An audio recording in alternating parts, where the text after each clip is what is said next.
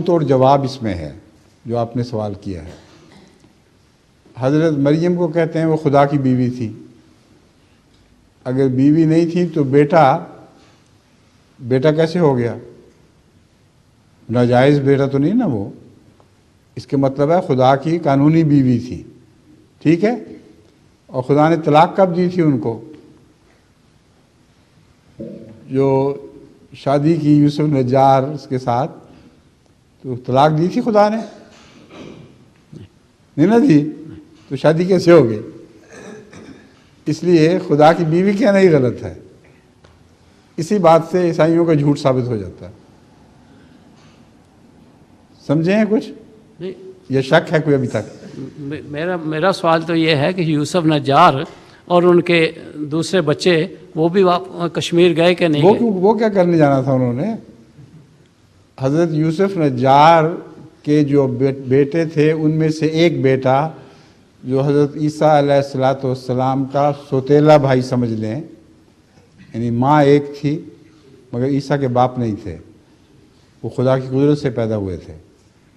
تو سوال یہ ہے کہ وہ ان میں سے ایک بیٹے کا ذکر تو ملتا ہے بائبل میں بالکل واضح کہ وہ آپ کے خلیفہ تھے، اور ان کو جیمز بھی کہا جاتا ہے اور یعقوب بھی کہا جاتا ہے۔ جرمنی میں مجھے یاد ہے میں نے ایک دفعہ جیمز کہا تھا تو ہدایت اللہ خوش صاحب نے اعتراض کیا تھا نہیں وہ یعقوب تھے۔ تو ایک ہی شخص کے دو نام ہیں، اور غالباً جرمن نام درست ہے کیونکہ وہ جیکوبائٹس جو فرقہ ہے وہ مواحد تھا، اور وہ حضرت عیسیٰ علیہ السلام کے بھائی کی تعلیم کے اوپر چلنے والا تھا۔ ان کا تو ذکر مل گیا نا آپ کو، پھر کیا سوال رہ گیا باقی؟ ساتھ وہاں نہیں گئے، جی وہاں ساتھ نہیں گئے، جی ساتھ حضرت عیسیٰ علیہ السلام کی حضرت مریم تھیں، اور کون تھیں؟ عورتیں تھیں کوئی ایک دو، ایک تینوں کا نام مریم تھا۔ اچھا دیکھیں ایک اور مجھے علم ہوا آج، آپ کی بیگم کا نام بھی مریم تھا۔ میری مگڈلینی کون تھیں؟ بہن تھیں، اور حضرت مریم تو والدہ تھیں، اور بیوی کون سی مریم تھیں؟ میری صرف پتہ ہے۔ تو یہ تین عورتیں ساتھ گئی ہیں، لیکن مجھے یاد ہے میں نے کہیں پڑھا ہوا ہے کہ ساتھ ایک ان کا بھائی بھی تھا،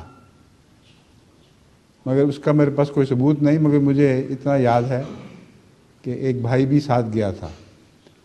ورنہ اکیلے تین عورتوں کے ساتھ سفر کرنا یہ عجیب سا لگتا ہے۔ اس لیے بعید نہیں کہ یا تو کوئی گیا ہوگا اور بھی ساتھ اور چھوڑ کے واپس آ گیا ہوگا، یا پھر ہو سکتا ہے جن علاقوں میں گئے ہیں افغانستان وغیرہ سے گزرے ہیں انہوں نے حضرت عیسیٰ کو پہچان لیا، اور اس کے بھی شواہد ملتے ہیں کہ وہ انجیل جو حضرت عیسیٰ نے افغانستان سے گزرتے ہوئے وہاں چھوڑی پیچھے، وہ توحید کی انجیل تھی، اس میں کسی تثلیث کا اشارہ تک بھی نہیں ہے۔ تو یہ تو ایک الگ مضمون ہے، بڑا لمبا مضمون ہے۔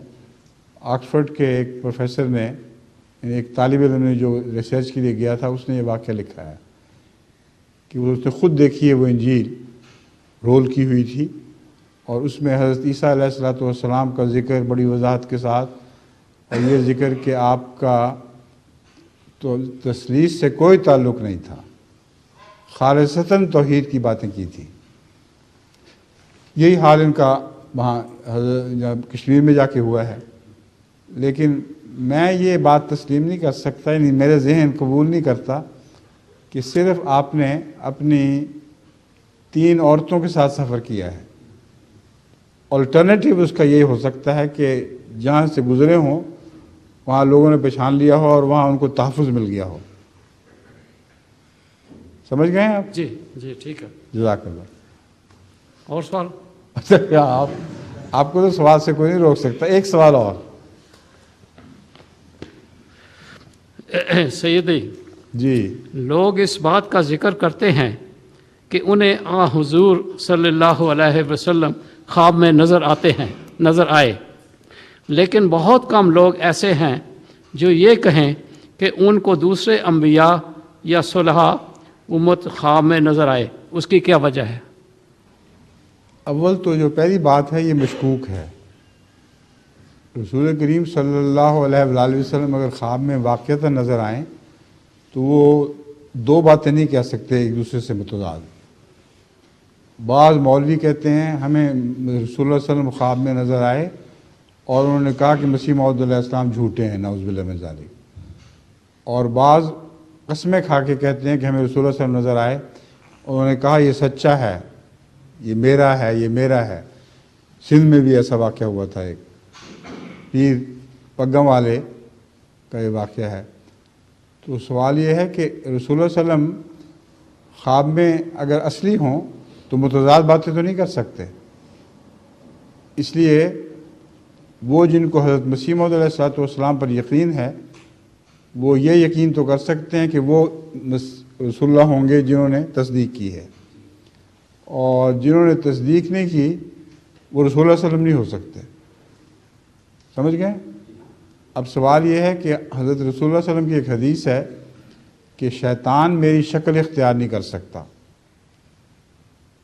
تو وہ جو تکذیب کرنے والا وہ شیطان ہوگا، اور وہ جو شکل ہے وہ رسول اللہ صلی اللہ علیہ وسلم کی نہیں ہو سکتی.